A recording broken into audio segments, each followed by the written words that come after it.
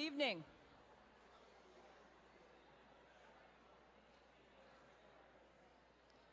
We can get started when everybody, oh my goodness, power at the microphone. Good evening. It's let me do I just heard a little cell phone, so cell phones go off or on stun. And I'm going to start while some people are taking their seats. It's a pleasure and an honor to welcome all of you here this evening, the hundreds in this auditorium, and countless others who are right now watching on a live webcast feed. Welcome to the inaugural Jonathan Mann Health and Human Rights Memorial Lecture featuring Lydia Mann and Dr. Paul Farmer. I'm Marla Gold, Dean of the Drexel University School of Public Health, a school once graced all too briefly, yet profoundly, by the leadership of Dr. Mann.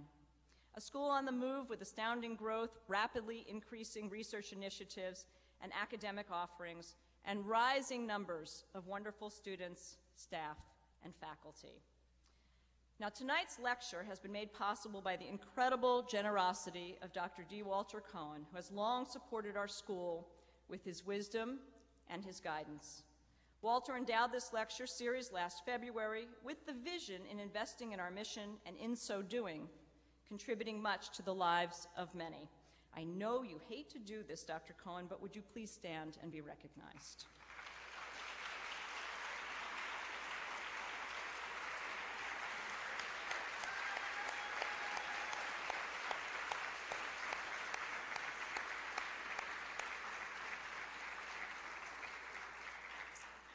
I'm so heartened, thrilled in fact, to see that among us this evening are students, staff, and faculty from many regional universities, including, of course, Drexel, Penn, Temple, Jefferson, and the University of the Sciences of Philadelphia, and I'm sure I left some out.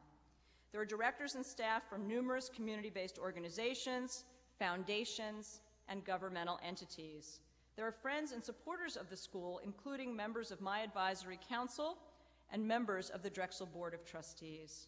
And it is so fitting that an annual lecture bearing Jonathan Mann's name, a lecture today also bearing Paul Farmer's name, would bring together so many of us in this region devoted to the public's health. A quick housekeeping note, I get to do all of that today. I remind you that there will be time for questions, some of you have asked, at the conclusion of Dr. Farmer's presentation. We will have designated people with microphones around.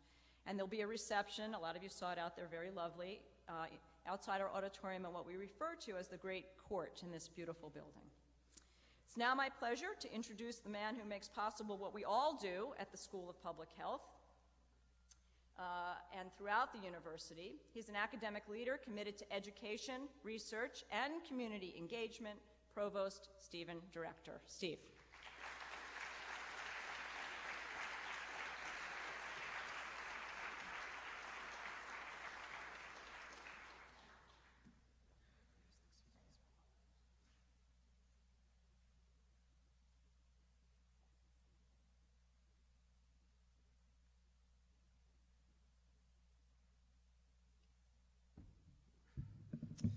Thank you, Marla, and good evening to everyone. On behalf of Drexel University, it's my great pleasure to add my welcome to Marla's to all of you for attending this first annual Jonathan Mann Health and Human Rights Memorial Lecture.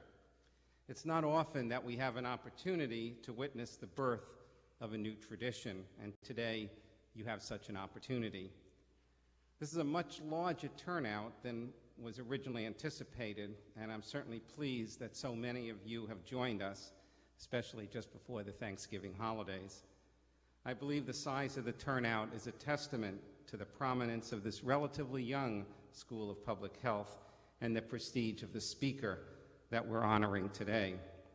As many of you know, and as Marla pointed out, Jonathan Mann, an AIDS researcher and an expert in health and human rights, was the founding dean of the Drexel University School of Public Health. Since its founding and following Mann's tragic death in 1998, the School of Public Health has been a strong ethical force in public health. Mann believed that public health was and had to be grounded in fundamental human rights. Human health is an issue of human rights. Human rights are a health issue, and the links between human health and human rights are what public health is all about. Since 2002, under the leadership of Dean Marla Gold, the Drexel School of Public Health has maintained man's mission. The school has grown, its enrollments have increased, as has its graduates, its research funding, the breadth of its degree offerings, and the scholarly achievements of its faculty. But perhaps most importantly, the School of Public Health has grown in stature as a citizen of the world and in this city. It is therefore fitting that a school that has gained stature is now able to present the lecture of stature. And therefore, I also want to publicly thank Dr. D. Walter Cohn, Chancellor Emeritus of Drexel University College of Medicine, for his vision in creating the Mann Memorial Lecture and his generosity in supporting this lecture. I won't ask you to stand again. Dr. Cohn has had a long career as an educator, physician, and philanthropist. He has been a strong advocate of Drexel and has been extraordinary in his support of numerous activities at Drexel. Walter, you certainly exemplify the marriage of science and service that Mann hoped for. And I can't imagine a better speaker to inaugurate the Jonathan Mann Health and Human Rights Memorial Lecture at Drexel than Dr. Paul Farmer. You'll learn more about Paul in a moment when he's formally introduced, but I want to make one observation. Farmer once commented that many research universities are ill-prepared to risk working with the many people in the world who have nothing. I'm pleased to note that at Drexel University, we are committed to taking that risk. Specifically, we're willing to pursue research that is motivated by the needs of all of the world's citizens. We call it use-inspired research, in other words, research that is motivated by the needs of society. And this is one of Drexel's core values, reaffirmed in our new strategic plan. Education based on experience is another Drexel value. Paul Farmer, who took his own education out of the classroom as a young medical student, is thus a truly fitting person to deliver this inaugural lecture here at Drexel University in honor of Jonathan Mann. We're honored to have him here today. Dr. Farmer inspires all of us who hope to conduct serious scientific research and also make the world a better place. Thanks again for coming this evening, and I hope you enjoy the rest of the evening. Thank you.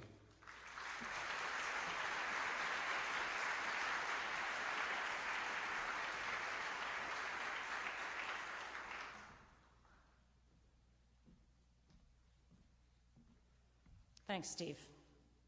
Yesterday, the Washington Post carried a story, one that's repeated in today's Philadelphia Inquirer, concerning the methodology of calculating the number of people with AIDS in the world.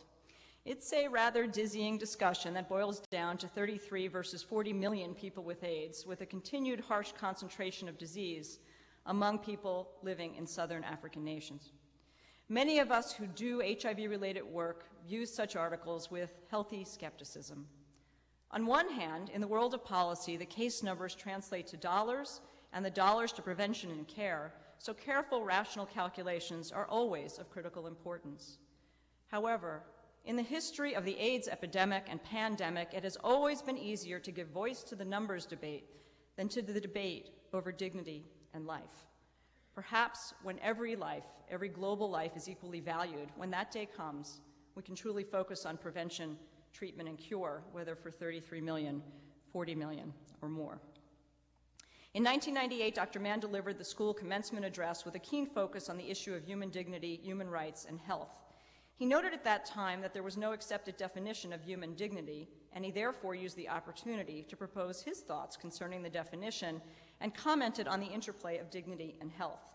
Noting the need for intense research and applied work in this area, he said, quote, "Regarding dignity, health, and quality of life, we are currently only at the beginning of the conscious phase of public health attention. For we are realizing that violations of dignity are pervasive events with potentially severe and sustained negative effects on mental and social well-being. It is evident that much remains to be discovered in the world of human suffering." He said, "Just as in the microbial world, in which new discoveries, Ebola, hantavirus, toxic shock syndrome, Legionnaire's, AIDS, have become the norm, so explorers are needed in the larger world of human suffering and well-being. Injuries to individual and collective dignity represent a hitherto unrecognized pathogenic force of destructive capacity towards physical, mental, and social well-being, at least equal to that of viruses or bacteria. The world, he said, now needs its Galileo, Copernicus, or Pasteur in the realm of dignity to fully reveal its importance and meaning for health and life, unquote. How prophetic and how absolutely perfect that we are here now, together now, to hear from Lydia Mann and Paul Farmer, and further consider, deeply explore dignity, health, and life. Lydia Mann is a senior project manager at the Massachusetts General Hospital Center for Global Health in Boston. She has an MS in International Relations from Georgetown University and an MPH from the Johns Hopkins Bloomberg School of Public Health. In 2005 to 2005 to 06, she was a summer scholar at the Hopkins Bloomberg School of Public Health. She has experience in international policy, humanitarian emergencies, and public health. She worked at Georgetown University's Institute for the Study of International Migration as Associate Director of Capacity Building and Training and as a writer. While at Georgetown, she co-authored The Uprooted, Improving Humanitarian Response to Forced Migration. Lydia has also worked at the Boston-based NGO Partners in Health and at the Harvard School of Public Health's Francois Xavier Bernard Center on international public health projects, including HIV/AIDS. She will be reflecting further on her father and introducing Paul Farmer. Lydia.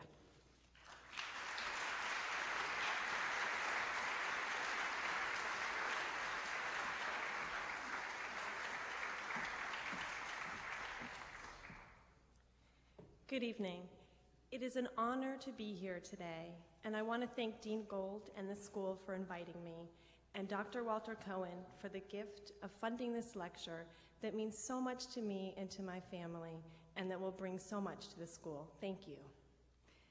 I am also so happy to have my godfather, Paul Farmer, here today to deliver the first Jonathan Mann Health and Human Rights Memorial Lecture. I am here today to talk about Jonathan Mann, the man that I am so lucky to have been able to call my dad. It has been almost 10 years since my father passed away, and today I want to reflect on his work and on the legacies that he left. It is hard to capture and convey the extraordinary vitality of my father's existence or the dedication that he brought to being a father, a husband, and a humanitarian, and as he would say, in that order.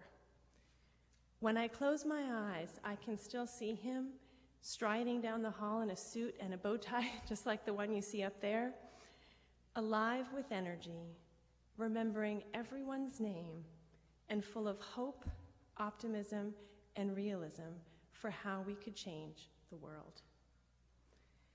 I can also see him stop and focus on one person, as he did with so many people so many times, and make that person feel as if they were, for that moment, the center of his world. My father's the only person that I have ever known who dreamed of changing the world and yet had so much time for his daughter that he would listen to every word I spoke, as if for him it meant everything, and for him it did. I cannot begin to count the number of times I have been stopped and told, "Your father changed my life." Whether it was a dear friend, someone he had met once, or someone who had merely heard him speak, his words carried power because there was hope, justice, and truth behind them. It is because of him that I and others believe that the world can change, and it is because of him that I and others believe that we have to try. Without my dad, the world would have been a very different place. In London in 1988, he brought together for the first time the world's ministers of health in order to form a global policy about HIV/AIDS. When a European minister stood up and said that he thought that all people with HIV/AIDS should be quarantined, my dad stood up and said, "But sir, what if it was your son?" And the world's health ministers signed a pledge not to discriminate.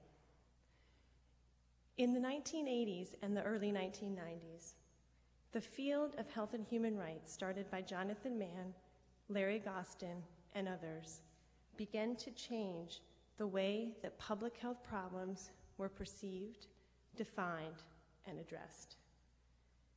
It is because of Jonathan Mann's passion, vision, and integrity that social and economic vulnerability, discrimination, rights, and poverty entered the paradigm for disease prevention, transmission, and spread. It is because of Jonathan Mann being applied in resource-poor settings, and that there is in institutions as renowned as Harvard University and Drexel University, centers and departments dedicated to looking at the link between health and human rights. And while there have been many to take up the charge since my father's untimely death in 1998, there is still so much work to be done. And public health education provides you with both the motivation and the tools to impact the world. As my father once wrote, to become a health professional implicitly places you on the side of those who believe that the world can change. Every act challenges the apparent inevitability of the world as it is and the natural history of illness, disability, and death. At a profound, even instinctual level, people become health professionals to struggle against the weight of human suffering, and thereby place themselves squarely on the side of those who intervene in the present because they believe the future can be different. I hope that we can all find our way to change the world. I know that you are all familiar with Paul Farmer's work in Haiti, Peru, Rwanda, Lesotho, and all over the world. He's a founding director of Partners in Health, an attending physician and professor at the Division of Social Medicine and Health Inequalities at the Brigham and Women's Hospital, a former MacArthur Genius Award winner, author of Women, Poverty, and AIDS, Pathologies of Power, and Infections and Inequalities, an idealist, a visionary, and a father. In introducing Paul Farmer, I am reminded of one of my father's favorite quotes by Martin Luther King, that the arc of history bends slowly, but it bends towards justice. This is true because of men and women like Paul Farmer, men and women for whom no is not an answer, men and women for whom this is the way it's always been is not an excuse for injustice, and men and women who truly believe in and live their lives according to the precept that all men and women are created equal and are endowed with certain inalienable rights. It is an honor to present to you Paul Farmer for the first Jonathan Mann Health and Human Rights Memorial Lecture.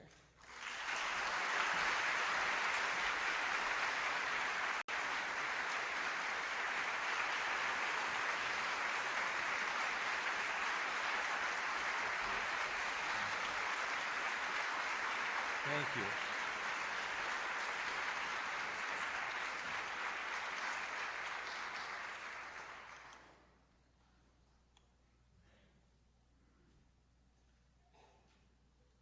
Thank you. You've forgiven me for being a little bit proud. Is that allowed, Lydia? Do I stand up here like a bishop or Stalin or what? This feels good. I am thrilled to be here, and for lots of reasons, some of which are now apparent. Jonathan Mann was a great friend of mine, a mentor, and his children are great friends of mine now. And it's very significant to be sitting here, standing here in my case, in front of so many people, and to hear Lydia deliver this assessment of her father's contribution. What I'd like to do is to continue where she left off, and also to think about some of the things that Jonathan Mann did in trying to link and linking so effectively public health and human rights. Now, in my experience, to give a lecture about human rights or human dignity is always a very difficult thing to do. It's better to, for example, just be quiet or shut up and go write a whole book about it. That's what you should do, because it's very difficult to deal in generalities, And so what I've tried to do here is to think big, but also to focus on some of the smaller issues that obviously come into play if we're going to take everyone's dignity and rights seriously. But I still want to start, so I'll be moving in between these grand notions and some specifics from our work, which I hope do reflect a deep respect for rights. I do want to start, again, didn't know that Lydia was going to quote Martin Luther King, but I don't know how many of you have seen this quotation. I've used it several times, but I hadn't run into it until I was working on a book about this link between rights and health. And I found it, and I thought, boy, he really says something here that resonates. I have met many people who would not consider themselves that interested in human rights, and who would agree with this. And I see it in the hospital all the time. Sometimes I chide my colleagues in the United States for not spending more time supporting a national health insurance program when I point out to them, but if someone showed up here in the emergency room without insurance, no one among you would say, no, we don't want her to receive care. And because there is something deeply shocking about disparities in healthcare. And when Dean Gold said earlier today, she didn't say it quite this way, but my reading was 33 million, 40 million, it's a lot of work, let's get on it. That was my reading of your comment. It's a lot of people with HIV disease in the world today, one of many serious problems, and in the work that I'll be describing, in all the places I'll discuss, AIDS is a ranking problem, surely, but it's not always the ranking problem. Even in Haiti, I was just there last week, and we headed back there shortly.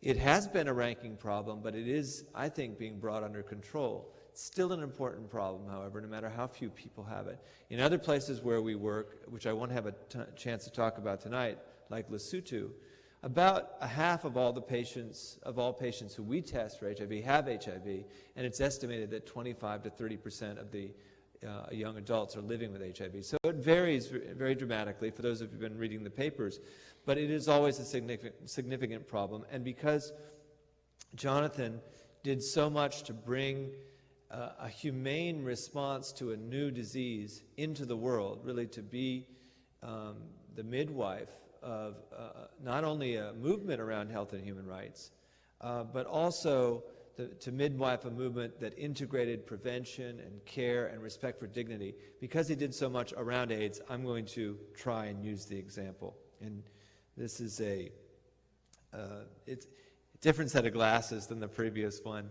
This is actually at Harvard. And many of you know that when Jonathan left the World Health Organization after having founded and made a robust global program on AIDS there, he came to Harvard and founded what was, to my knowledge, the first Center for Health and Human Rights. And I'm proud to say, by way of update, that the director of that center now, the François-Xavier Bagnoud Professor at the Harvard School of Public Health, is Jim Kim, my closest friend and co-worker, and that I have just taken over the editorship of the journal that Jonathan founded. So things are coming full circle. But let me go away a little bit from the generalities of justice and dignity and go back to this example of HIV. And this has been in the papers a lot. I was reminded, though, by one of my coworkers from here. I told her I was going to tell some personal stories about Jonathan, and I will, believe me. I will not continue this very formal mode of declamation for long. But one of the stories that I was telling my coworker was when we were writing a brochure for Partners in Health, this is 15 years ago, maybe it was a little bit longer. It was a very, I've learned, let's just say, a friend of mine here is a professor at Penn, was commenting on my abilities to raise money in a very, I think he even called it a suave way. The first brochure that I wrote for our organization said nothing short of this on the front cover. It said something like, it's a ridiculous idea, hearing this cliche again, give a man a fish, you feed him for a day, teach him to fish, you feed him for a lifetime. What about acknowledging that we sank their fishing fleet, ripped their nets, and polluted the harbor? And so a number of people who were very wise and kind said to me, I don't think that's a great way to raise money, actually, for a charity. And a couple years, needless to say, they were right, but a couple years later, Jonathan was helping us with what would prove to be our first major successful grant that we'd written. This was for a project in Haiti, to an HIV prevention project that really did try to link human dignity, respect for rights to HIV prevention.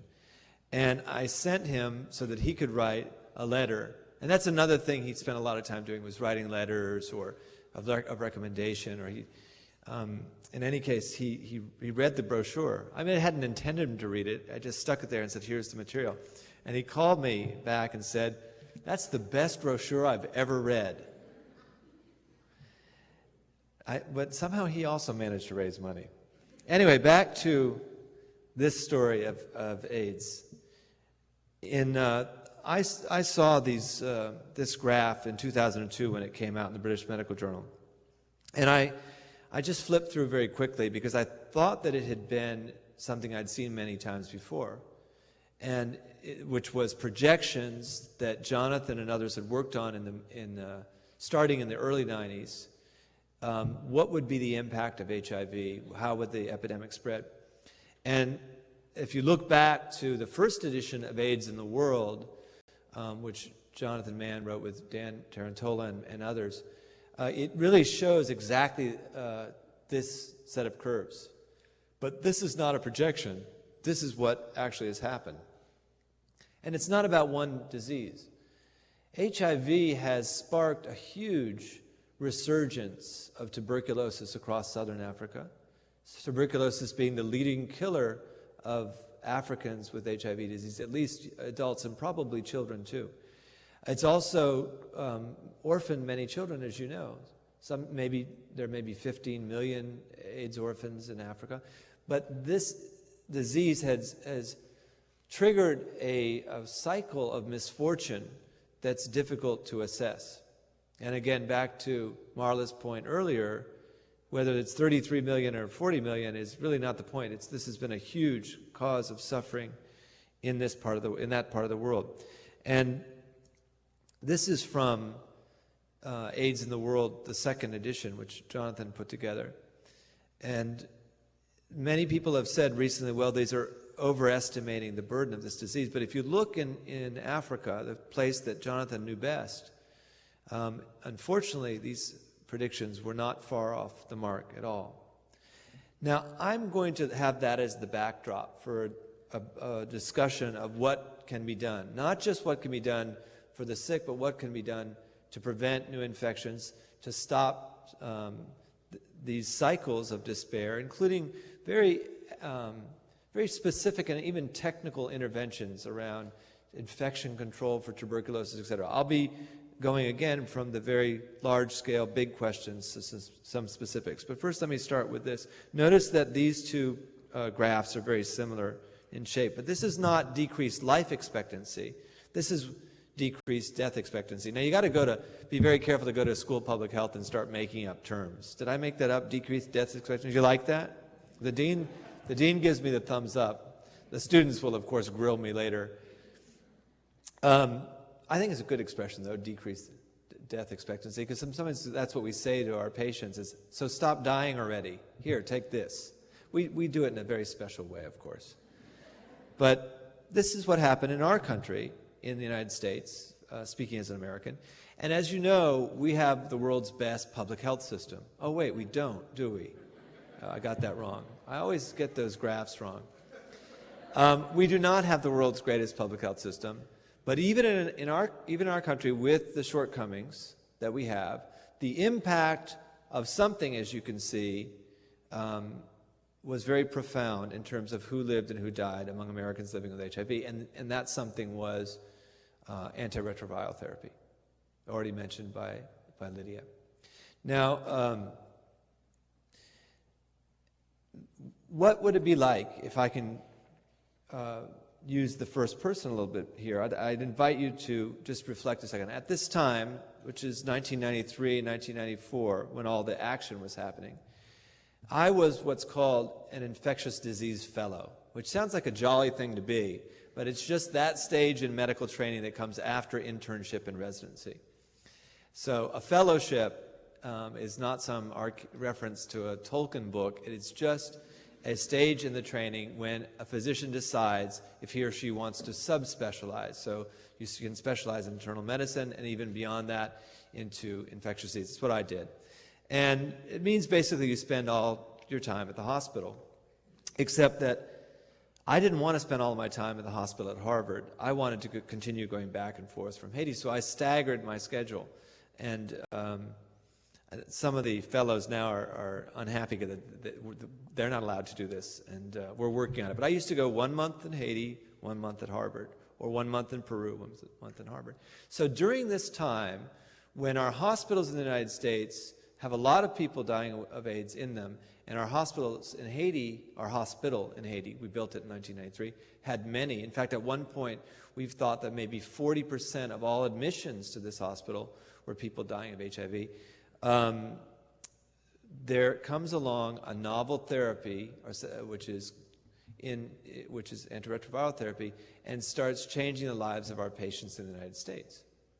And I was lucky enough to see a lot of pretty miraculous Lazarus-type resuscitations in Boston. And going back to Haiti, you can imagine what people were saying. Well, and it's not people in Haiti were saying it.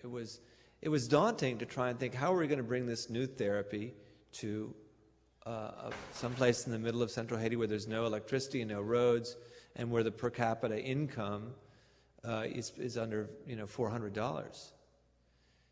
And the therapy, like all therapies recently developed for reasons that are somewhat unclear to me, we can talk about this, are very expensive. I think they're made out of polonium-210 or something, or diamonds, or they grind them up into little pills. Anyway, but what was really untenable doing this Harvard-Haiti shuttle was to think about explaining to the patients we saw in Haiti why we could not give them this life-saving medication. And I'd like to say, well, I knew from the beginning. Lydia said, I keep calling her Naomi because she has a twin sister named Naomi, and I think it's very unfair of them to look so much alike. I kept on thinking, I'd like to say, well, I said from the beginning, no, this is an untenable approach to this. I hope I did. I'd like to think I did, but I'm not sure. What I really felt was dread going from Harvard to Haiti. Because, if you say we are going to do this as a right, back to Jonathan's work, back to Martin Luther King's statement, what does that imply? Or as they say in public health schools, what does that imply programmatically? They're famous for their lovely jargon, the public health people. What does it imply? It implies a massive investment in procurement, in a distribution system, in fundraising, applies all those things. And in American medicine, most physicians, like say if you're a surgeon in the United States, as a rule, you will not be called upon to build your own operating room, or to put in your own blood bank, or to raise all the money yourself for the sutures and the materials that will be used in a procedure. But that's what it's like to go to a place where, and I've been now to many, many such places in my life, but I went for the first time to a place like that in 1983 when I was 23 years old, and learned over the years how to negotiate that strange trip from Port-au-Prince to Miami, or from rural Haiti to Miami. I have a number of coping mechanisms I'd be glad to share with the students and young people. Watching 3 action movies in a row is a very excellent strategy. You can only do that in Miami when you get off and go to one of those big strip malls. But really, it's a very hard thing to do. Of course, it's hard to experience as a privileged person going between Harvard and Haiti. It's particularly hard for them, not us. They're the ones who don't have enough to eat. They don't have good medical care. So putting all that in place is a labor of love that takes a huge team and many years to do. But 1993, what could we say? Well, we'd been working together there for 10 years. And what do we have to show for it? Well, we had a hospital going up. We had a big clinic. We thought we gave decent care for HIV. It was all considered what you'd call in a public health school a public good for public health, which is a sneaky way of saying a right. So we didn't sell it. It wasn't a commodity. We introduced the first testing for HIV in 1986. And that's the first thing we did, was circulate a memo around to other institutions in the region saying we wouldn't be selling this test. It would be free as long as the patient was referred by someone who could do the counseling, and pre- and post-counts testing is the jargon now. So we had a track record by 1993. And I would say 1994 really is the year where it became clear. People inside infectious disease said, this is going to be a big deal. But by 1994, the data were coming in. This drops viral load and decreases the number of opportunistic infections. I'm not going to go into too much detail, but by then we knew. And for the next 4 years, I struggled, as did many of my coworkers. We looked around and said, well, surely some other bigger group is going to do this. It's like maybe Doctors Without Borders, or a Ministry of Health. And the Ministry of Health of Brazil did, but from Haiti, Brazil looks like it's the 8th largest economy in the world. It doesn't look like Haiti to Haitians, in my experience. And I had been trained by the Haitians, really. No offense to my Harvard professors, but my major professor has been Haiti. And we looked around, and it was, in a way, it was stalling, because, of course, people in 1995, when this became public knowledge that this intervention would make a big difference, people began asking us in Haiti, well, I heard on the radio there are new medicines. And so it became more and more uncomfortable, and we decided in 1997 that we would procure these drugs for what's called post-exposure prophylaxis, another preventive intervention. In fact, I'm going to be talking a lot about how we integrated prevention and care at a time when the argument was you have to choose between prevention and care. And that argument actually still can hold sway today. Let me give an example. This is from a paper written also in 2002. So this is 4 years after, almost 5 years after we made this decision that, well, we're going to bite the bullet and buy these medicines and use them in rural Haiti. We won't sell them, of course, because we know that doesn't work we need them to be a public good for public health. And we used the structure we'd set up in 1988, so 10 years previously, to take care of patients with tuberculosis. Same structure, same community health workers, everything. So from 1998 until 2002, we were working very hard. This became a huge expenditure for Partners in Health, a small organization. And we calculated by 2001 that about 85% of all of the program expenditures for anything related to HIV had become medications. So that was it wasn't labor, it wasn't lab tests, which were fairly straightforward. And it wasn't physician or nurse time, it was medicines. And we thought we were fighting the good fight. And I mean, we do still clearly think we were fighting the good fight, but it was very difficult. And it was, one of the reasons it was difficult was not the critiques. We knew those were coming. By the way, the critiques never came from patients and their family members. They always came from people who had degrees from Harvard, Hopkins, Yale, anyway. And then in 2002, I had to actually sworn off these big AIDS meetings. Every 2 years we have these huge meetings. I say we. Jonathan Mann was the chair of the one in 1992.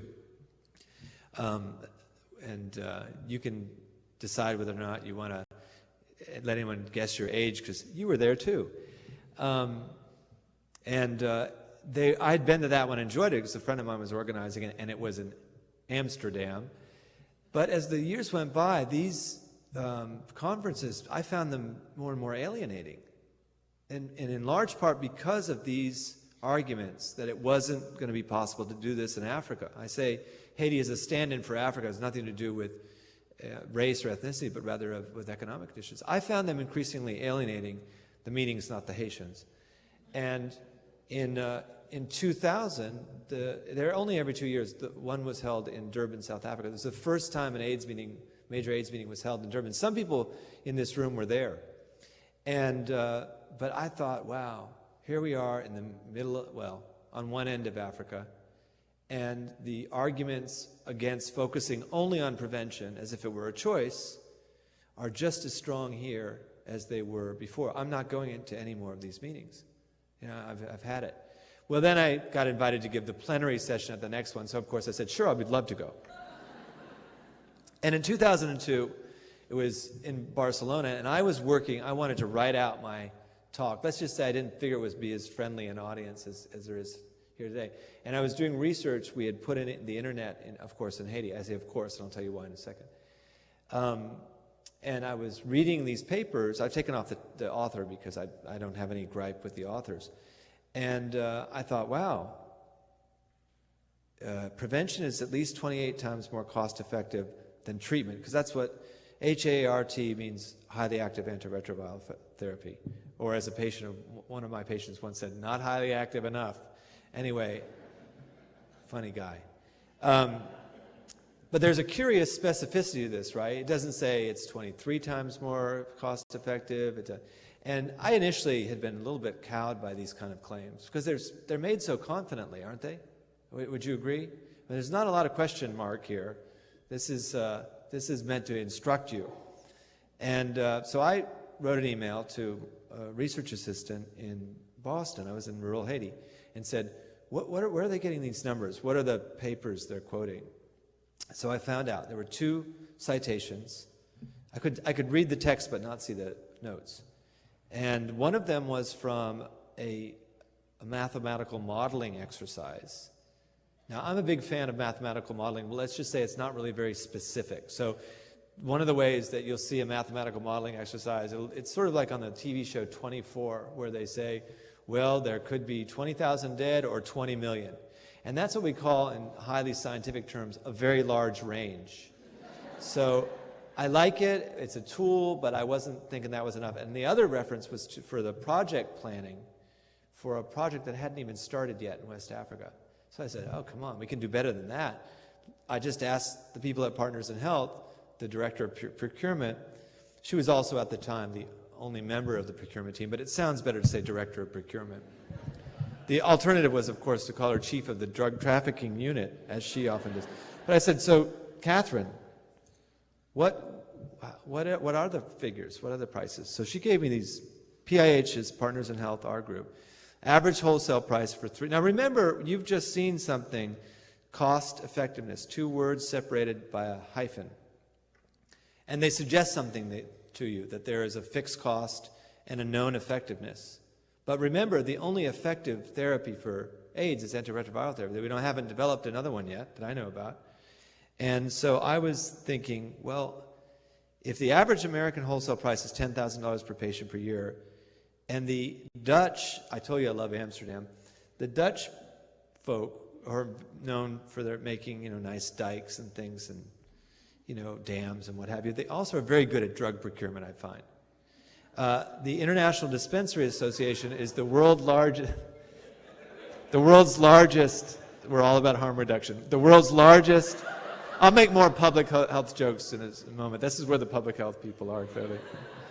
So the world's largest nonprofit procurer of drugs in the world, and we buy a lot of their meds from them. They had already renegotiated with a mix of generic and branded pharmaceuticals, mostly generics, a price of $300 per patient per year. And some of you know that the Clinton Foundation, Doctors Without Borders, and many other groups have now gotten the price down to, probably this year it's going to be under $100 per patient per year.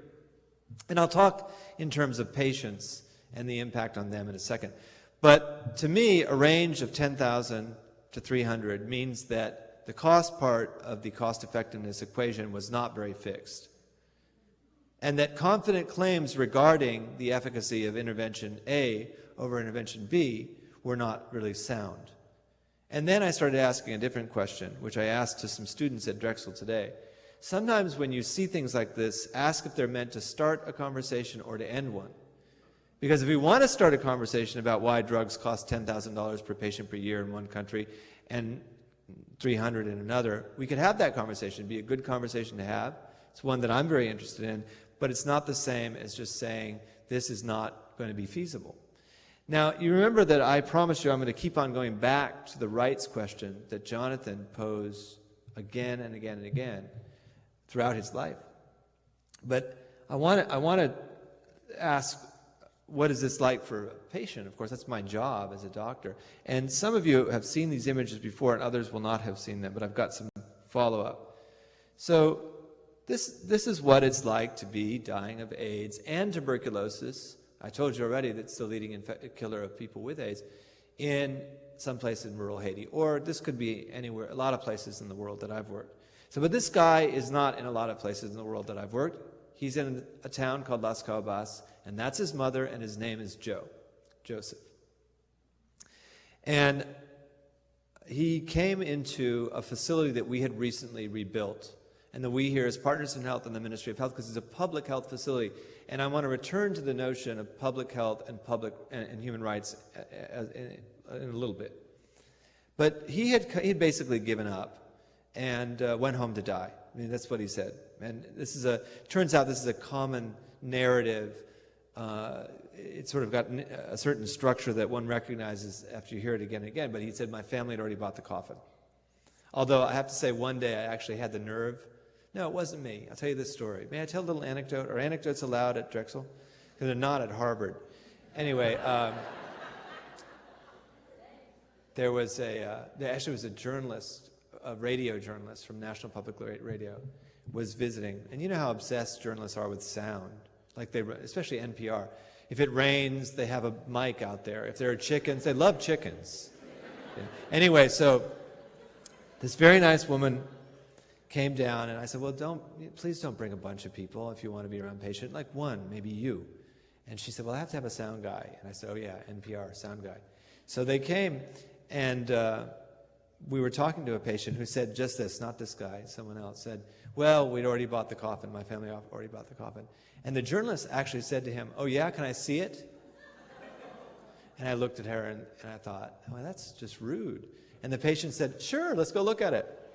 And then if you look on the NPR website, you can find a picture of this guy with his coffin. I tell you, I've seen it. It's up there. This was many years ago. So this guy was actually not chatty when he was sick. He was what doctors would say was obtunded. He could barely sit up. He could barely speak. And I found out about him because there are so many patients coming to our facilities. I found out about him from an email from a student of mine, actually someone who's now a physician, but had been at Harvard Medical School. And he wrote an email and said, Paul, will you come and see this patient for us? He's 26 years old. He has a CD4 count of 36. He has TB, smear-positive TB, which means that everyone could tell he has TB. And I said, I made the mistake of not just saying graciously, oh yeah, I'd love to. I said, sure, I'd be glad to, but it's pretty straightforward, garden variety AIDS, TB, you know how to treat him. Why do you want me to see him? Now, you all know what I wanted him to say was, because you're the world's greatest infectious disease doctor. But no, he said, oh, because he's depressed and we want you to cheer him up. You know. So I said, what am I, clowns without borders? But I went to see the patient, and I did cheer him up, and I talked to him and his mother, and I said, look, we have a system here. We're not selling these medicines. They can get you better. You have a community health worker. You take them, and you'll get better. And he did. But we're talking about integrating prevention, and many have. I mean, I choose these because they're so dramatic. They were taken by David Walton, the doctor who took care of him, one of a couple of doctors who took care of him. And I, of course, said, can I use your photos? Turns out this guy, Joseph, is a bit of a wiseacre. I said, can I use your photos for public speaking? He said, yeah, it's not like I ever get invited to give talks in these fancy places. I later wreaked my revenge on him for that by taking him to the 2006 AIDS meeting in Toronto. But he started doing speaking right away. He started working on HIV prevention. And so when we say integrating prevention and care, if I said to the public health school, make me a list of 10 ways in which prevention and care for this disease or any other can be integrated, you can make a list. And then we could even say, well, how would you line them up in order of importance? And we're going to go back to Jonathan Mann's work in a second. And, for example, would you have people living with HIV do a lot of outreach work? Would you focus on, harkening back to Jonathan's work, creating jobs for women, improving land tenure laws in Eastern Africa? He made a long list when he was thinking very hard about human rights and health. But in any case, back to Joseph's story. So Joseph, I sent these pictures with Joseph's blessing to Jim Kim, who is, as I said, now the François-Xavier Banyou Center, or professor. And, but then he was at the World Health Organization. having dared, as Jonathan once did, to go to Geneva. Jim often says that I measure every city by the quality of the Chinese food, and I'm not going back to Geneva. So anyway, Jim was there, and he was the director of a very ambitious, probably the most ambitious public health endeavor to date, which was called 3x5. 3 million people on therapy by 2005. And remember, this is against a strong undercurrent of censorious opinion from public health experts. Still getting it today, saying it's an unwise investment, we don't need treatment, we need to focus on prevention. And we're saying, no, it's not treatment or prevention, it's how can these go together. So Jim put this in the World Health Report, and he gave me a copy, and I said, I'll bring it back to Joseph. And I did. I gave it to Joseph, and he looked at it and said, yeah, I'm a star. By the way, when we were in Toronto, there was the same picture on a poster from Kenya, Joseph's picture. So I went up to the guys and said, oh, yeah, nice to meet you from Kenya. That's actually a patient of ours from Haiti. And they said, no, he's not. I said, no, he really is. I said, no, he's from Kenya. You know, can't you see Ministry of Health of Kenya? I said, well, you know, they must have gotten the photo from, you know, they didn't believe it. So I went and got Joseph and brought him back over. And then there's pictures of them hugging him. And see, public health for those of you who are students, public health can be fun. So I'm going to speed this up a bit, but this is not a small project. This is a huge project. We have thousands of patients receiving this solidarity-based HIV prevention and care. And we have pushed this forward across central Haiti. This is the first time I used this slide. I thought I was going to do something magic. Let's see if it does. It does, yes. I made this for today. I didn't make it. Can I do that again? Because I found that very exciting. You ready? Across central Haiti. I'm very excited. This is the inaugural Jonathan Mann lecture and the inaugural Jonathan Mann expanding bullseye graphic. So I'll be selling them as souvenirs outside. So these towns and cities, some of them are not so small towns, and you can see Las Caobas. Here, let me show you. You can see Las Caobas right there. That's where Joseph's from. And so we've actually expanded into the public sector in all of these towns, and this is what happens. He said, hating to leave that slide behind. You go to these public health clinics. They're shuttered at noon on a weekday. Trust me, this is a weekday. They don't have medicines. They don't have staff. There's no doctor. And what would happen if you just go in and do these fairly straightforward things? Now, this we did with funding from the Global Fund. It always strikes me as strange when people say, well, you know, there's plenty of money now for AIDS treatment. What do we do about onchocerciasis? As if there had been money from AIDS treatment it hadn't been a struggle. And again, it's a competition between disease A or disease B, intervention A or intervention B. That kind of logic has never helped us in public health. But anyway, we said there's a small number of things that you really have to do to have a good AIDS prevention program. And one is to have an AIDS treatment program. Because when you offer decent services, people will come in and be tested. It's rocket science, like the Americans say. But you also need women's health. You need some good primary health care. And that's what we did in these towns. And the impact on the public sector has been profound.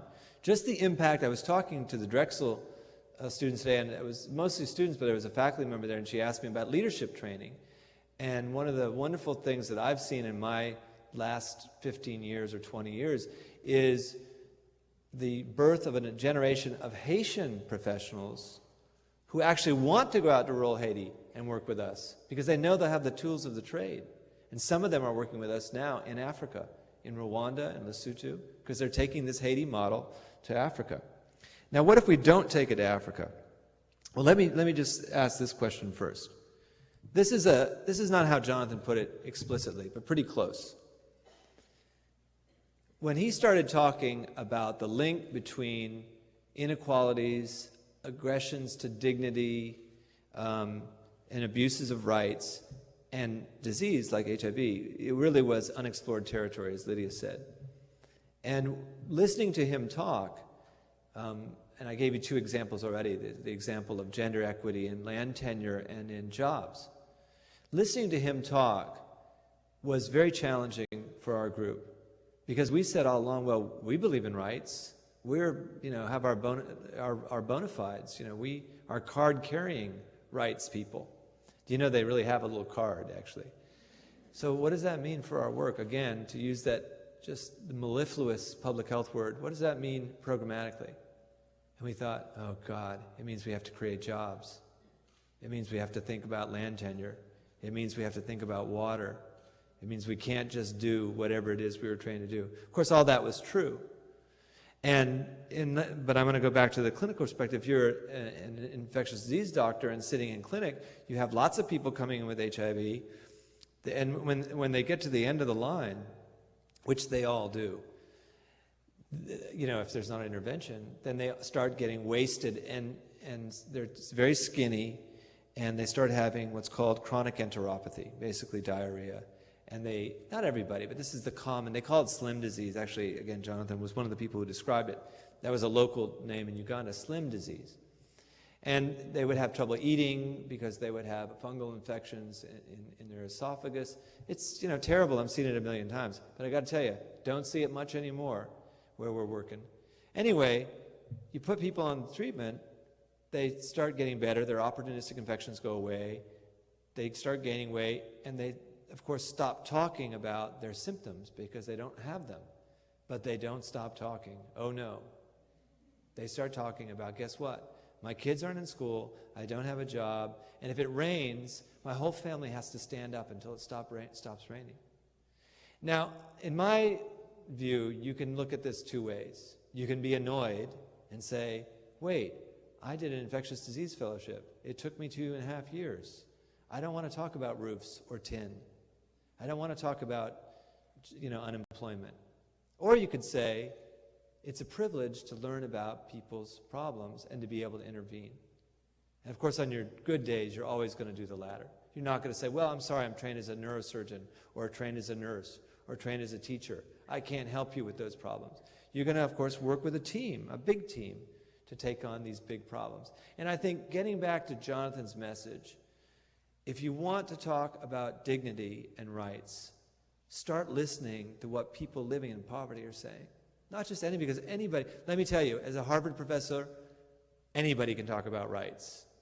Meaning, the Harvard students talk about their rights all the time. But that's not the same as going to a squatter settlement in rural Haiti and hearing people talk about the right to food, the right to health care. It's very different. And you can learn a lot by doing it. And what happens if we don't do it? Well, we already know. It's not as if the catastrophe foretold by Jonathan and others has not come to pass anywhere. It has. And many of you have probably been to Lake Victoria, to that area, obviously spans several countries, but I had the privilege of going back and forth to the same area for some years running as a consultant. Now, I hasten to add I was a volunteer consultant, because I'm always dissing consultants. But they can feel free to volunteer if they'd like. So I was going back to look at the same projects over 3 years. They were all AIDS projects. And I'll just tell you one wonderful thing that I saw happen was in the first time we went, they had been told, the people who were doing the project, and I don't want to, this is being webcast, and I don't want to mention them by names, but they're Catholic, and they give a lot of good relief services. But they had been told by the public health experts who they were speaking to that it wasn't cost effective to include treatment, ARVs, in their package of care. And it's not their fault. They went to the experts. The experts said, no, it's not sustainable. It's not cost effective. It won't work. And then there are a bunch of other strange things like, well, no, it's too complex. That was one we heard all the time. It's too complex. I feel a little bit of sympathy for the director of our nation's largest international aid arm, because he made the mistake of saying, these are too complex, and besides, Africans don't even have the same sense of time. Yeah, he said that and let his name be in the papers with it. So my patients in Haiti, by the way, wanted to make a poster which, with a note to him, with their arms in the middle and in a fist, each of them wearing a watch. But I said, well, I wouldn't know how to get it to him. Anyway, so you hear a long list of reasons it can't be done, but a lot of people have fought back and done it. But in this particular case, I was very proud to be involved in this. They hadn't used antiretrovirals. So they had what they called home-based care, but they had home-based nothingness because there's only one treatment for the disease that was killing all these people. And it was very difficult because it's assaultive for them. They're all working hard in these towns and villages where a quarter of the population may have HIV, and some ones are coming and saying, no, you have to include this intervention. Otherwise, the program is not good. And they did it. They went and did it, and the next year we went back, and all these, the expression in Kenya was, they're down. The patients are down. It's bedbound, as the Americans would say, bedridden. I mean, one year we were there, and a 30-year-old woman is being bathed by her 4-year-old who's carrying water.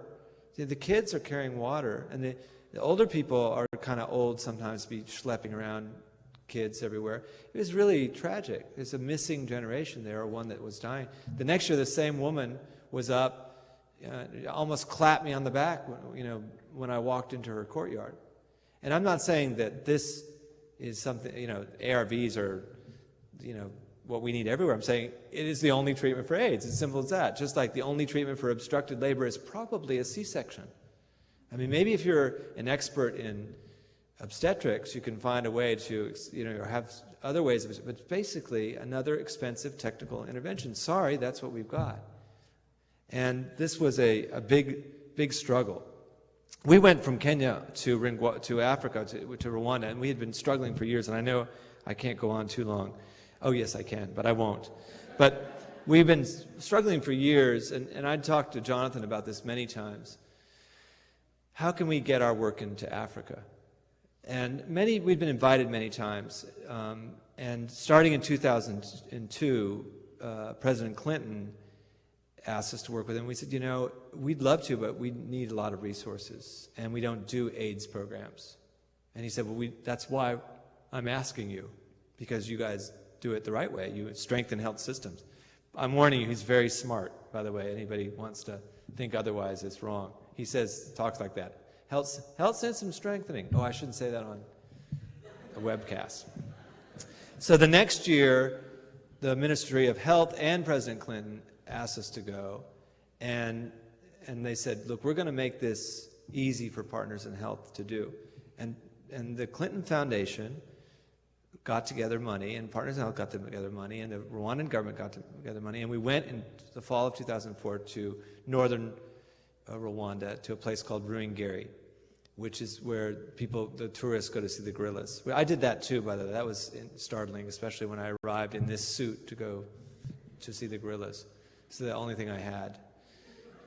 The gorillas didn't seem to mind. But anyway, then we went to a public hospital right after, and it had electricity and 3 doctors and a lab, and so I went back with the director of the Clinton Foundation, Ira Magazine, went back to the city and said to the Ministry of Health, we're tough, we're rough, you can send us somewhere more difficult. And they said, okay. So they did. They sent us to an abandoned hospital. But secretly, we were excited because we said, well, we got the Haitians with us. We've done this 6 times already in Haiti, done 3 things. So and again, I'm going to go back to the Jonathan Mann view, the view from on high, really. What is this? It's taking care of sick people, training local people, and rebuilding infrastructure. That's part of this when you're going to talk about rights and dignity. Because if the discussion stays only in the realm of either legal interventions or philosophical musings, neither of which are bad. We need legislation to give us some teeth if we're going to do the right thing.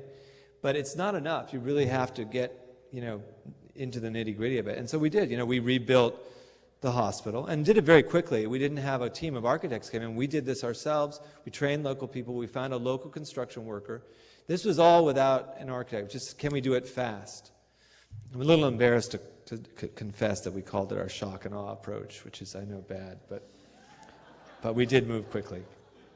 And And we assured the Rwandans, and it was very, I think, more compelling from the Haitians. I'll take that for you if you want. It was more compelling for that's what we say in the hospital when the beeper goes off. Do you want me to get that for you?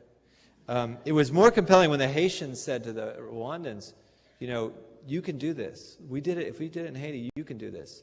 And I've even seen some of my Haitian colleagues sort of excoriating some of their new African colleagues for not moving quickly enough or not.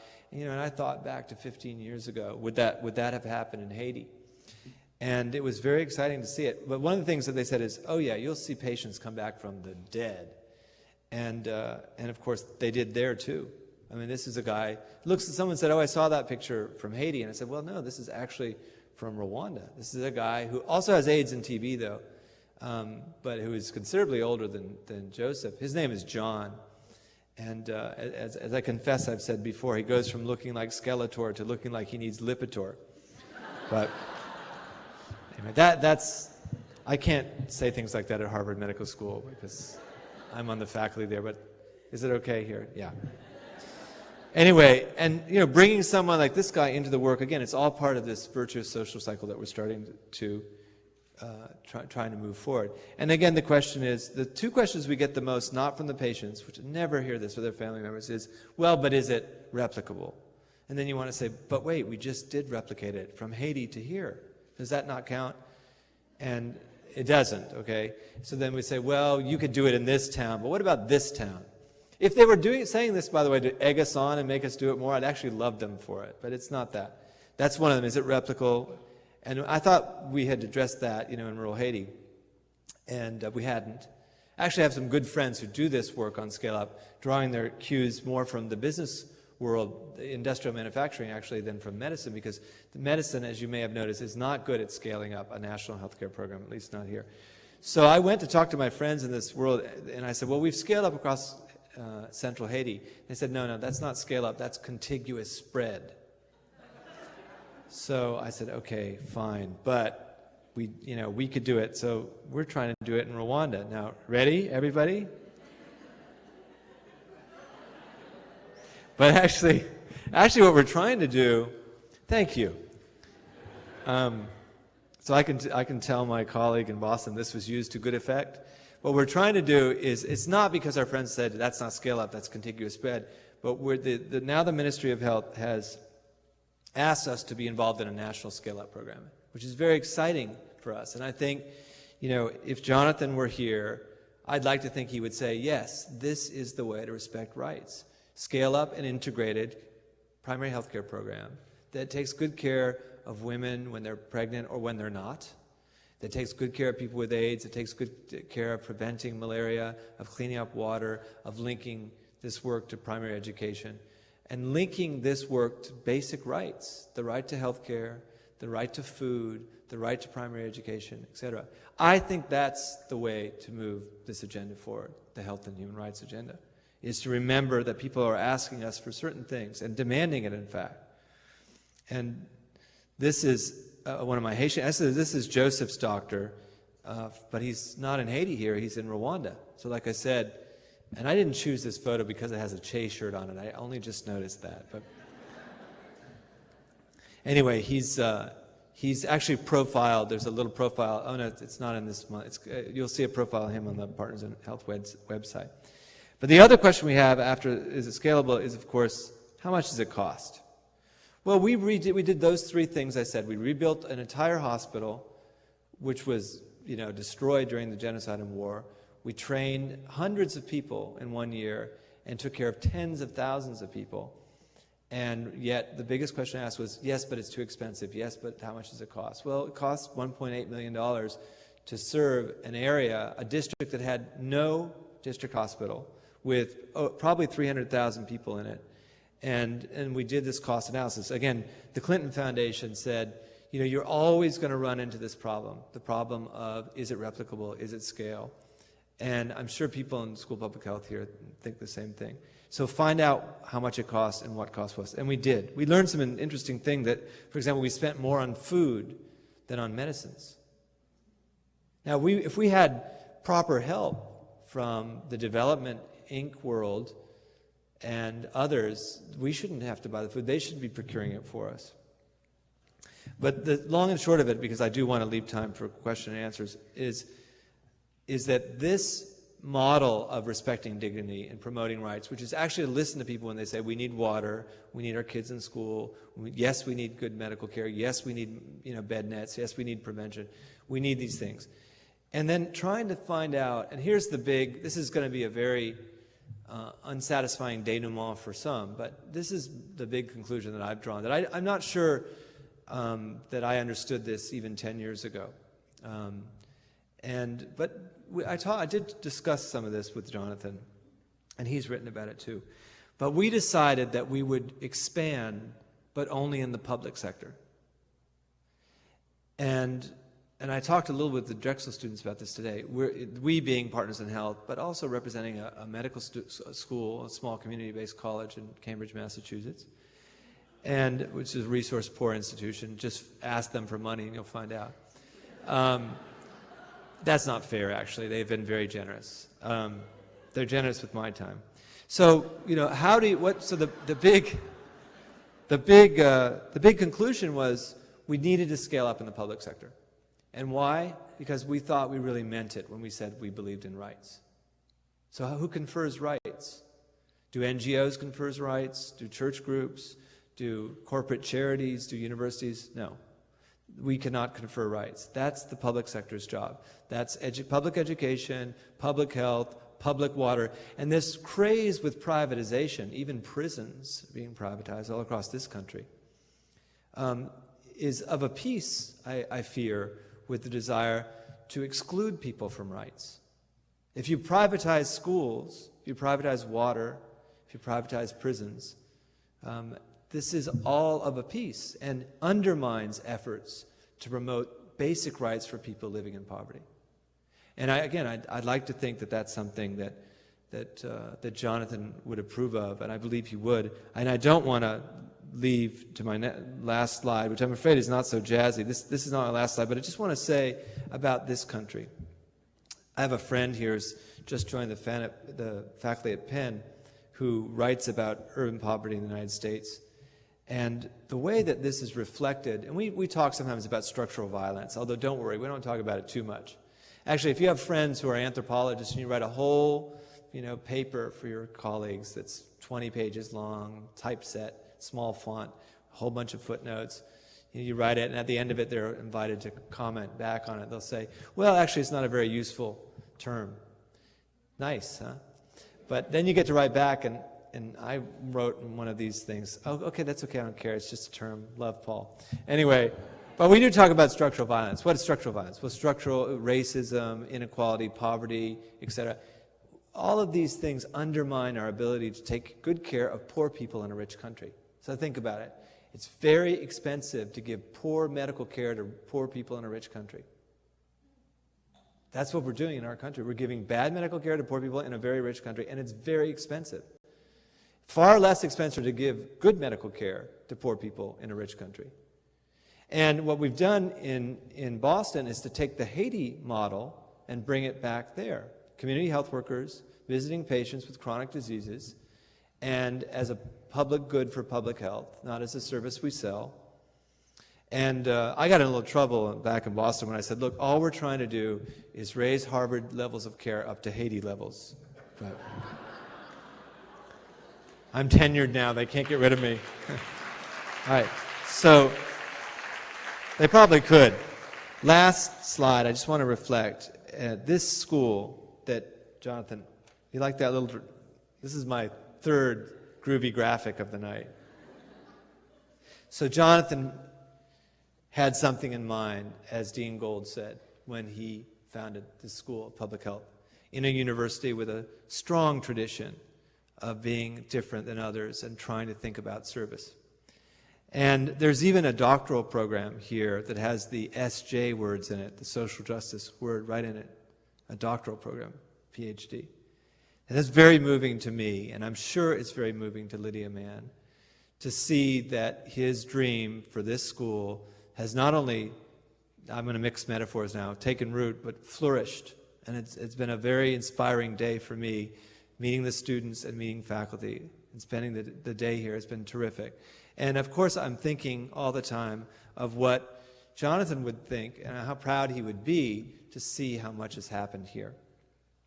There is a real problem for all of us working in universities. And the provost said it. I know I shouldn't call you Dr. Director, but it sounds so good.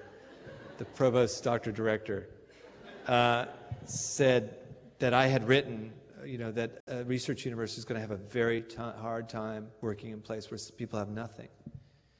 And he's right that Drexel has done more. And one of the reasons is to take seriously the service component of work like ours, or what it could be. People are not going to invite us into their communities to do research on them, in my experience. But they will invite us into their homes, into their communities, into their villages, into their slums. But we need to bring something more. And I'm proud to see that the School of Public Health here has carried on Jonathan's tradition and ideas and moved them forward and made them flower.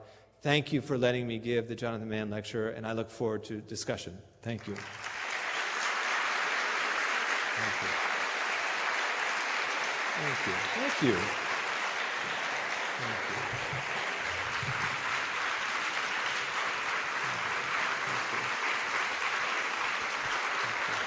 Thank you very much.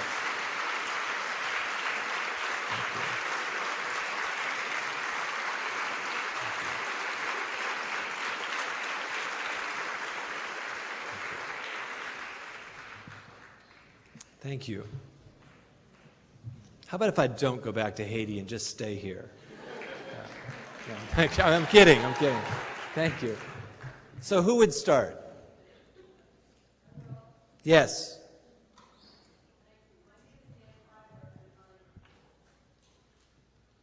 It's the ghost of Gryffindor. Hello, Can't see you. Hi, my name is Nan Filer. My first question is, how did you make that slide? No, I'm just kidding. I'm so excited about this slide. I can't. Well, This that's maiden why I voyage. thought you'd want that to Where be are the you, first Nan? question. I am, can you see me? No. Well, But- I'm out here. All right, I believe it. I'm just going to look up Okay. or look Okay. at my friends. I am the executive director of a local agency that serves immigrants and refugees from all over the world, many of whom come with quite serious medical conditions. Some develop them here, and all are connected to families in their home countries as well. And I guess I wondered if you would like to comment on sort of the paradigm, that analysis, and sort of, I guess, a model to try to move people forward, not only for all people in this country to get health care, but particularly to address newly arrived folks from many of the countries that you visited and worked in. Well, I would. Thank you very much. I had the privilege to be here with the Welcoming Center last night, and the work they do, as you know, is to welcome new Pennsylvanians, welcome people to this area. And one of the things that I've seen in my work in Boston, I would say, I almost said that like a Bostonian by accident too, Boston. I think probably 80% of the people we're taking care of in the program that I've worked with, 80% are not born in this country. And they've come here through a variety of mechanisms. And even though, as an anthropologist, I could be accused of making a terrible error in saying this, but we have sort of done an end run around some of the cultural differences by having a structurally similar intervention, which is community health workers. And this is particularly effective, I think, when there's housing instability involved, or lack of insurance, or lack of English, all those things that you must see in your work all the time. I think having a community health worker and actually respecting their labor and paying them for their labor, it's a very radical notion, I know, has been the way that we've helped people who've had difficulty. I hate to turn nouns into verbs, but difficulty accessing health care in this country. And I get often asked, or used to be asked quite often, well, you're an expert on Haiti. Tell us the top 10 Haitian things that, those crazy culture. And a lot of times it was well-meaning doctors and nurses who were asking me to say, well, actually, Haitians hate the color red, which isn't true. I just made that up.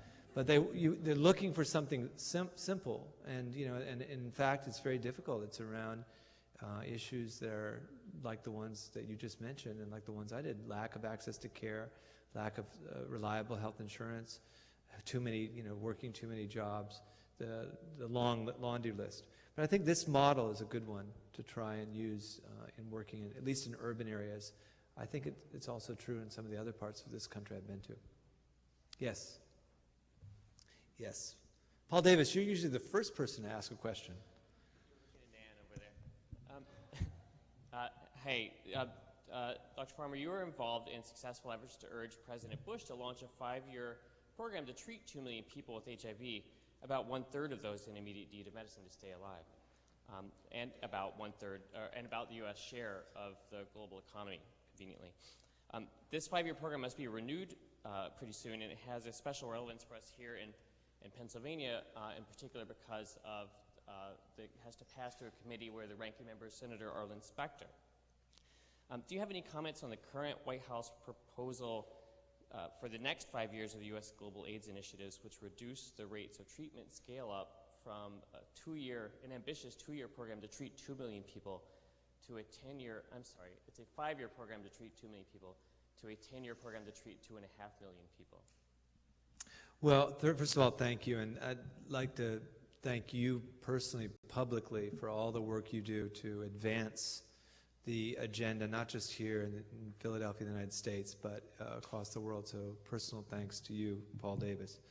I think you know that my view would be, that my view would be we need to take this more ambitious goal. I was with a group of students earlier, and one of them asked me a very interesting question about the Millennium Development Goals. If you set them too high, you won't fail. Is that bad for the human rights movement? It's a great question. I'm sure she's here tonight.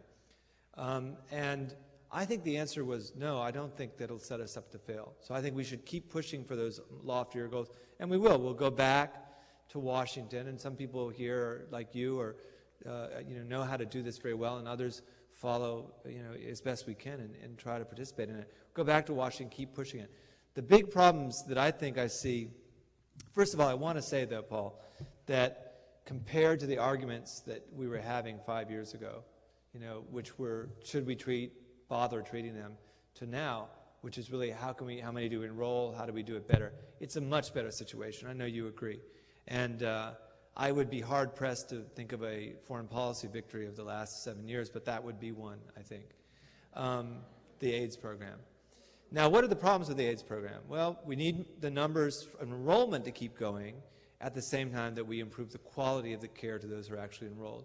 And to improve the quality of care, we need community health workers, we need food security, and we need to strengthen health systems. So taking a vertical program, and the name of this program for all of you who aren't following is called PEPFAR, the President's Emergency Plan for AIDS Relief in Africa. Is that right? I always get it wrong. Okay, well, anyway, I was not responsible for the name. I just went and lobbied for its creation, so give me some credit here. It's a vertical program, right? It's an AIDS program. It's not AIDS, malaria, TB, women's health. But taking a vertical program and rendering it horizontal. Actually, the current leadership of that program is not hostile at all to this idea. So I think that's how we need to move it forward. More ambitious goals, adequate funding, but let's really strengthen healthcare systems. And this is a gift of the American people to people in not just 22 countries, as I thought, but probably 100, because PEPFAR gets in through all kinds of different mechanisms. You know the numbers, but it's a significant and very welcome contribution. And I think my experience of going across this country is you meet a lot of Americans who really think it's great when Americans can do good work like this with tax dollars. We have time for 2 more questions. And that's my fault. I should have been shorter. But then they'll all attack you outside. It'll be okay. So I'm going to ask that people keep them brief question, brief answer, and then we'll move outside for the reception. Hi, yes, Dr. Farmer. I'm Joseph Johnson, a first-year student at the medical school. I asked you a question at Columbia a few weeks ago when you spoke. Are you tall, or is it just perspective? I am very tall. But you've been speaking a lot about the scaling up in the public sector. Yeah. And I would just like to know, specific advice of how you do this in the one I spoke to you a few weeks ago was about Zimbabwe, and a government that doesn't really No, have the and you're not going to let me off with that one, are you? You're right to keep pushing me.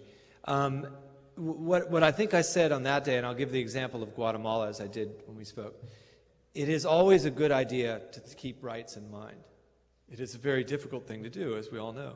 I mean, you don't go off to your everyday work thinking, how am I going to promote rights today, even if you are a nurse or a doctor, a social worker, or a teacher. And it's something that I think we have to keep in the back of our minds. So I talk a lot about expanding the public sector, but really only for the last 7 years or so. I feel that before that I wasn't talking enough about it. And I have worked in places such as northern Guatemala, where our partner organizations, who are community-based organizations, said, under no conditions do we want you to work with the government. They were responsible for the massacres that killed our families. And you listen to that, right? And when we started in Haiti, there was the Duvalier dictatorship. That wasn't very appealing.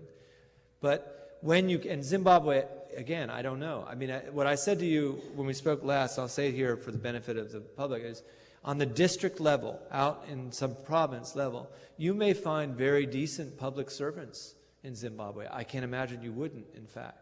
So you can have a bad central government, and you can still have good, decent local government. It doesn't always translate, thank God, that a bad central government will lead to bad local government.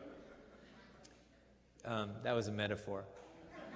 But, or an allegory, or a simile. I understand. My specific question, however, is how do we access those district governments? You go to meet with a district health official, right, and they will send you to the district governor and the district je ne sais quoi, and it'll go on and on. It'll be an endless round of meetings, and you'll be sitting in rural Zimbabwe saying, I can't stand Paul Farmer. He made us have all these meetings. But you'll make ties with people, and you'll find good work that you can support. And then 20 years from now, when Zimbabwe is not in such a bad situation as it is now, you're going to be able to say, hey, you know, we were supporting a group that actually led to people realizing their rights. All right, thank you. Thank you. Yes? Hi. So in the beginning of the lecture, the provost at Drexel talked about the role that Drexel could play in increasing research for those who need it most. And you talked a lot about the need for the connection between dignity and rights and health. And I was hoping you could maybe talk a little bit more about the role that universities can play in terms of the research that they do. Because a lot of the research that goes into new drugs happens at universities, and there are these institutions, you know, dedicated to the dissemination of knowledge for the public good. But often the drugs that are created with their research are inaccessible to people in poor countries. Yeah. So I was hoping you could talk a little more about that. Well, you know, last time I was in Philadelphia, which was last spring, I talked about Universities Allied for Essential Medicine, which was started right here, and which attempts to address that conundrum, which is a lot of universities, a lot of public monies go into the development of certain drugs, but then they are no longer in the public domain, they're private commodities, they're commodities. So I won't be able to summarize my views on that too much other than to say I think groups like UAM are really important. What I was talking about in terms of research was not so much basic science research. I was with a former student of mine last night here in Philadelphia, and another friend of mine who's a student at Penn, a med student. And we were talking, and we were fuming, actually, may have been the hour, about universities. Well, I won't name them by name, but just think of them as universities we know. And that go into a place like Africa and think that they can extract data without having dues to pay. And the dues have to be direct service dues, you know. And I've seen it a million times. You know, you say, well, we're going to do a research program on something that will be of great utility to people living in this area. It's true, and it would be. But, you know, pardon the Africans for being a little suspicious, you know, about saying, how do we know this will ever be returned to us? And so I think the main reason to go to Africa is to be of use, not to be, you know, extractive in any way. But there are important research questions to be asked, if they're asked in the way that the provost asked it. Said, we need to promote research agenda, it's got to be of utility to the people right there. And also, probably while it's happening. If you had next door a clinic to your research program, a clinic where services were being offered, or hospitalization, fine, or a school, a public school. But those things often don't exist. So I think we need a whole new way of seeing research. And there's a group of people who are researchers who are trying to promote a new agenda of research. And I'll be glad during the reception to tell you about it. Well, thank you. Thank you very much.